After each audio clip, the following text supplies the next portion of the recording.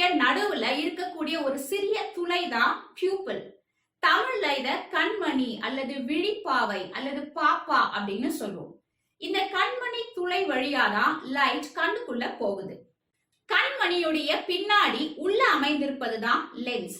Lens ரொம்ப எலாஸ்டிக்காகவும் by convex வடிவத்திலயோ இருக்கும். சஸ்பென்சரி ligament எனப்படும் இந்த சிறிய தசை நார்கள் தான் இரண்டு பக்கமும் லென்ஸை பிடித்து நேராக நிற்கிறதுக்கு உதவுது. இந்த பகுதியுடைய பெயர் சிலியரி பாடி. இதுல உள்ள தசைகளை சிலியரி மசில் அப்படின்னு சொல்லுவோம்.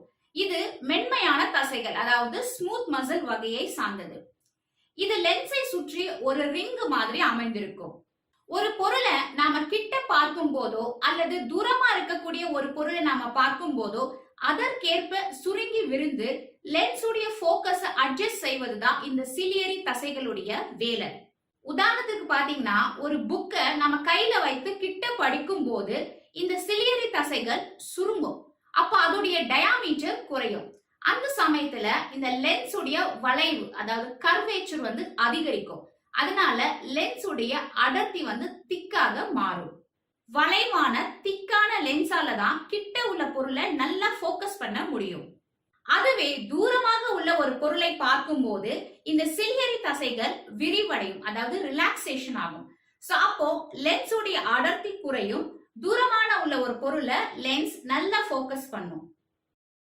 நாம பார்க்கக்கூடிய ஒரு பொருள் கிட்ட இருக்கா, தூரமா இருக்கா, இல்லனா எவ்வளவு தூரத்துல இருக்கு என்பதற்கு தகுந்தார் மாதிரி இந்த சிலியரி தசைகள் சுருங்கி விரிந்து லென்ஸ் உடைய அடர்த்தி, அதாவது ரீஃப்ராக்டரி பவரை மாற்றி அமைக்க உதவுது.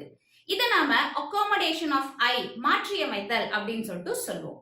அதனாலதான் பாத்தீங்கன்னா, ஏதாவது ஒரு புக்கையோ இல்லைன்னா மொபைல் போனையோ நம்ம கையில கண்ணுக்கு கிட்ட வச்சு ரொம்ப நேரம் பார்த்து கொண்டு இருக்கும் போது அந்த சமயத்துல இந்த சிலியரி தசைகள் சுருங்கிய நிலையிலே ரொம்ப நேரம் இருக்கும்.